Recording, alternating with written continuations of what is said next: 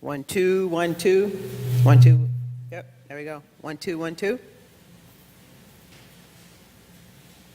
1, 2, 1, 2. Yeah. Okay. So I think I'd like to start off again, as we have been for the last couple of Sundays, last few Sundays, by taking an opportunity to be in love. And so, but please listen for the chimes. When I ring the chimes, that means get back to your seat. So let's take a few moments to tell somebody hi. If you haven't spoken to anybody, give somebody a hug, look into somebody's eyes. Let's take a moment to do that.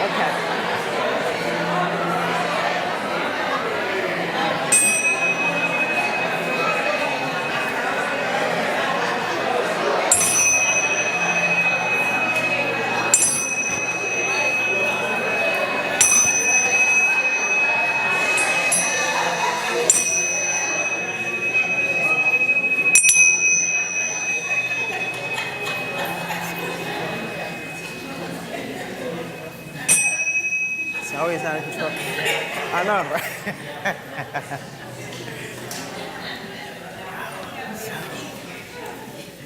So, it's always so good. So this morning, we're going to continue on this fifth Sunday talking about trust, the action, and the spiritual principles that we'll be speaking about today. If you don't know, we have copies of the spiritual principles in the back of your chair for you to take. But today we'll be talking about the following principles. Number 6, we believe in the unity of all life and that the highest God and the innermost God is one God. We believe that God is personal to all who feel this indwelling presence. We believe, number 8, we believe that the universal spirit, which is God, operates through a universal mind, which is the law of God, and that we are surrounded by this creative mind, which receives the direct impress of our thought and acts upon it. Number 11, we believe in our own soul, our own spirit, our own destiny, for we understand that the life of all is God. And I just want to read number 9 too. We believe in the healing of the sick and control of conditions through the power of this mind. So those are the spiritual principles we'll be working with today. And yesterday, the Center of Peace practitioners put on an event. We had a boat ride on the Ben Franklin yacht. And so if you missed it, you missed a good time. We had a lot of fun. And what it reminded me was that oftentimes in life, we take moments to enjoy it, and not as often as we can because we are so worried about tomorrow that, you know, it's like we forget to wave our hands in the air and party like we just don't care. Right? And so I had an opportunity, life gave me the opportunity several years ago to be in a little girl's life and to help to care for her. And she would do stuff sometimes, and I would say, "Why'd you do that?" And she would say, "'Cause I want to," right? So that, today, I think we're here to remind each other to raise our hands in the air and party like we just don't care, 'cause we want to. 'Cause we want to. So I want to just read this quote to you by Charles Fillmore in the book Prosperity. He says that desire is the onward impulse of the ever-evolving soul. Desire is the onward impulse of the ever-evolving soul. And so this month, as we've been talking about the action, to trust the action, that in order for us to have what we desire, that we have to take action. There are some things that we have to do. As we know that it is our thoughts and our feelings and our actions that lead to demonstrations in our life. So all three things we have to be aware of. And then that sets things in motion to begin to draw to us the things that we are desiring in our life. So we have to take action. And so we all have things that we desire to make our lives more enjoyable. We all have things, material things and non-material things that we desire in our life to make it enjoyable. And it's necessary because it is the desire that moves us forward. Our desires move us forward. You see, all these things then to make our life more enjoyable. I want to read a little bit then from Living the Science of Mind today. I'm reading from the chapter, Substance and Supply, or the Law of Opulence. And Ernest Holmes says that naturally, we all want what we want when we want it. And one of the many criticisms made of New Thought has been that it is materialistic, since those interested are striving to better themselves materially. This criticism is based on a most materialistic foundation, since it divides substance from supply, God from man, and life from living. It makes the kingdom of heaven a far-off divine event and separates earth from the eternal glory. It is just the opposite of the simple but direct statement of Jesus when he said, "What things soever you desire, and the kingdom of heaven is at hand." The idea that it is wrong for man to pray for or to treat to get what we call material good is based on the belief that reality and actuality are separated by a gulf which can be bridged only through individual suffering, impoverishment, and misery that may be redeemed from all that misery in some uncertain future, but not here and now. Yet, Jesus stood in the midst of the here and now and proclaimed that the kingdom of heaven is within and at hand. We find then that the teaching of Jesus is quite at variance with the idea that it is wrong to ask for what we desire. For did he not say, "What things soever you desire when you pray, believe that you receive them and you shall have them"? That's from Mark 11:24. He was announcing a principle, and all principles are universal, changeless, and ever-present. All universal principles are available to those who understand them, and they immediately respond to anyone who subjects himself or herself to the way in which they work. He says that Jesus announced that when our will complies with the infinite harmony, the law of cause and effect has no choice other than to obey our will. We have elsewhere discussed the idea that the divine will is toward life.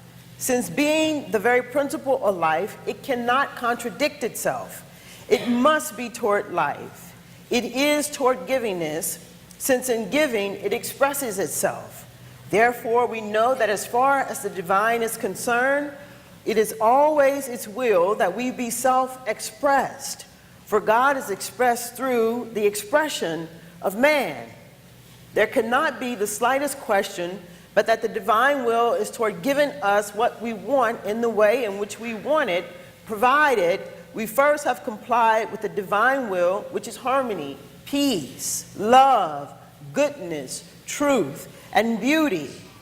If we have complied with the divine will, the law of cause and effect, which has no purpose of its own to execute, but is a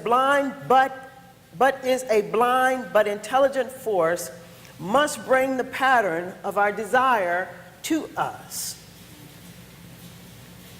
He says that we should throw away all doubt and fear, despair, and enter joyously into our inheritance. But the very law which we are using should teach us that we shall arrive at the consummation of our desire only by starting from where we are. We are told to despise not the day of small beginnings. Each one must start with the mental equivalent he has today, and by enlarging upon its increase his capacity to receive.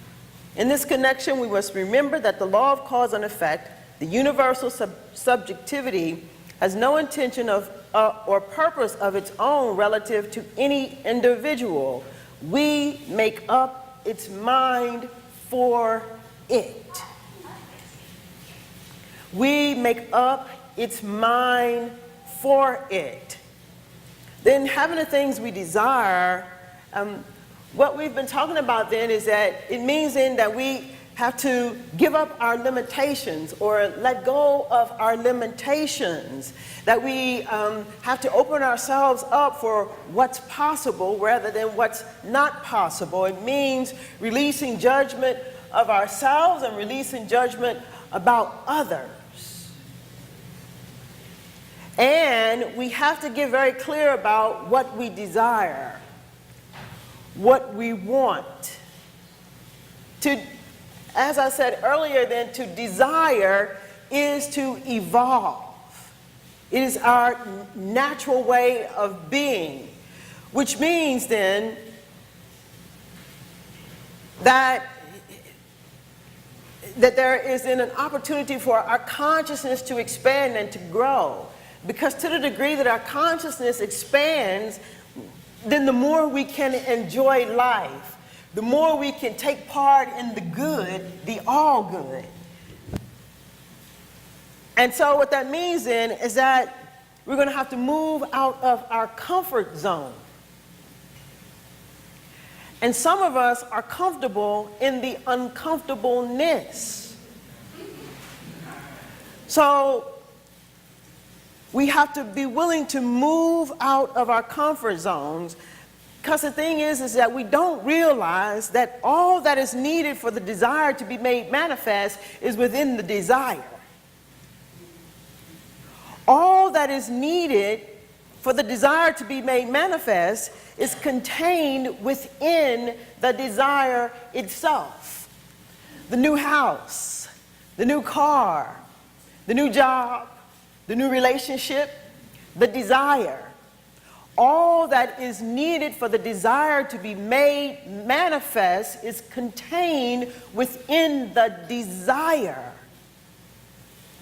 So we would do well then to affirm life rather than to deny it.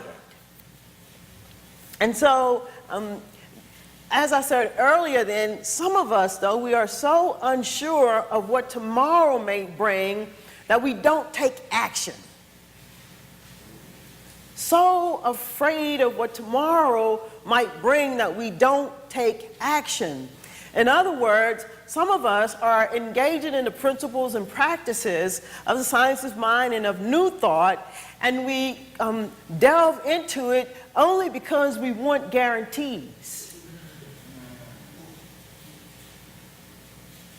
But when you engage in the practice, you'll see that there are no guarantees. Turn to the person sitting next to you and tell them, in life, there are no guarantees. But there are only possibilities. In life, there are no guarantees, but many of us want guarantees.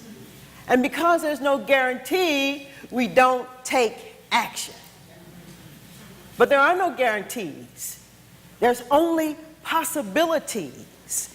I came across a quote and it said, what we just said, there are no guarantees in this life, only possibilities, and that's enough for me. In life, there are no guarantees, only possibilities, and that's enough for me. And because we are so engaged and have our thought move into tomorrow, we never linger in today. We never raise our hands like we just don't care and party because we're so concerned about tomorrow.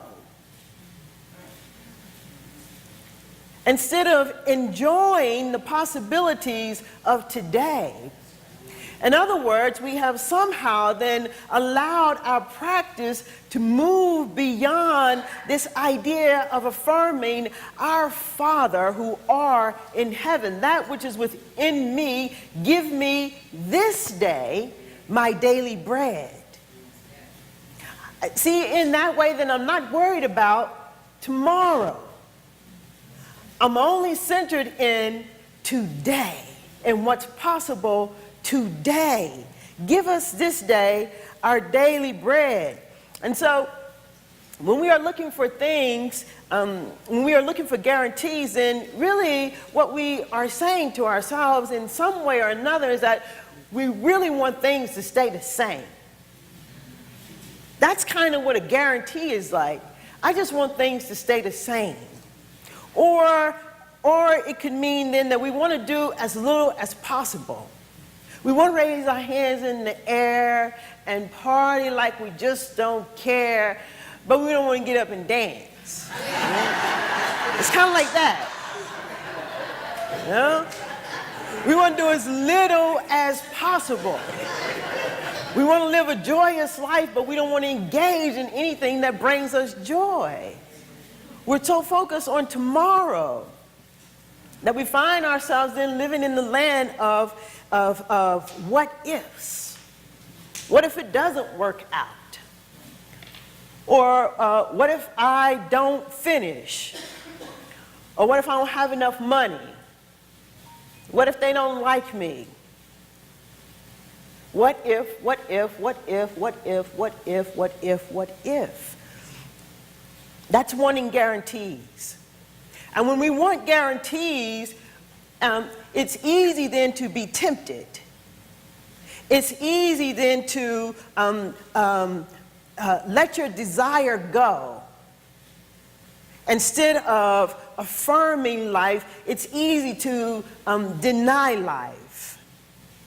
And so then when something appears that doesn't feel right, when something comes to you in your life and it doesn't seem like it goes with the things that you are desiring, it doesn't seem to make sense, then we can easily then be tempted to let go of truth when we need to hold on to truth. Because it hasn't happened, or it didn't happen this way, or it didn't come through that person, or it didn't happen the way that you thought it was going to happen, or this happened, or that happened. So we abandon our desires. That is, we abandon the truth, which is that we have power to create. That through our words, our feelings, and our action, that we can create a life that we desire. And when we get clear about what we desire, then once we get clear then about what we desire, then there's no room for doubting. There's no room for doubting. And the more we become willing to affirm rather than to deny life, then life can begin to draw to us more of what it is that we are desiring. But what happens sometimes when we are looking for guarantees, we think about our desires less and less.